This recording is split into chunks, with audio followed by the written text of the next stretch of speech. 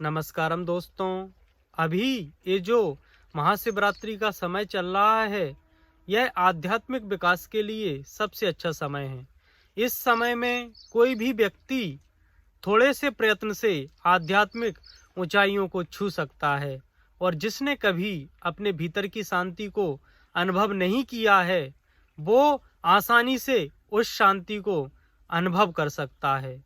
ठीक उसी प्रकार से इस समय में साधना करना सरल है। जिस प्रकार से कोई व्यक्ति साइकिल से जा रहा है और यदि सामने से उसके हवा चलती है, तो उस व्यक्ति को साइकिल चलाना बहुत कठिन हो जाता है। बहुत मेहनत करके वो पेडल मारता है, लेकिन फिर भी उसकी साइकिल आगे नहीं बढ़ पाती है। और वहीं दूसरी ओर यदि हवा उसके पीछे से चल रही हो, तो वो आराम से सीट पर बैठ करके और पेडल भी नहीं मारे तो भी उसकी साइकिल बड़ी आसानी से आगे की तरफ बढ़ती है। तो ऐसे ही इन समय का बड़ा महत्व है, जिन समय में हमारी साधना फलवती और बलवती होती है।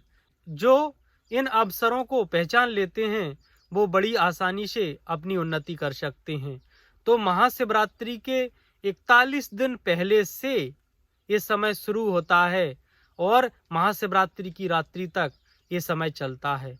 और महाशिवरात्रि की रात्रि में पूर्ण जागरण किया जाता है, क्योंकि महाशिवरात्रि की रात्रि में कोई भी व्यक्ति यदि रात्रि जागरण करता है और वो सीधी कमर करके बैठता है, तो उस व्यक्ति की जो ऊर्जा है, जो मूलाधार में फंसी हुई है, जिस कारण से वो इस संसार के मोह माया के जाल में, इस काम के संसार में फंसा हुआ है, उसकी सहज ही उन्नति होने लगती है और उसकी मूलाधार में अटकी हुई ऊर्जा ऊपर की ओर आज्ञा चक्र की ओर बढ़ने लगती है, जिससे हर व्यक्ति की आध्यात्मिक उन्नति होने लगती है।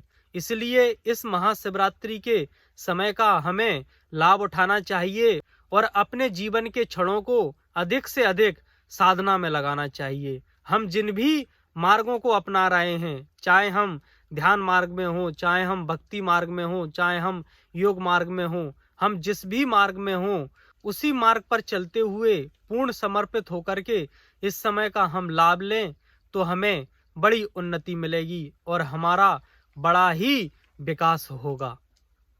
और आप इसको खुद महसूस कर सकते हैं कि इस महाशिवरात्रि के समय में किस तरह की हवा इस धरती पर चलने लगती है।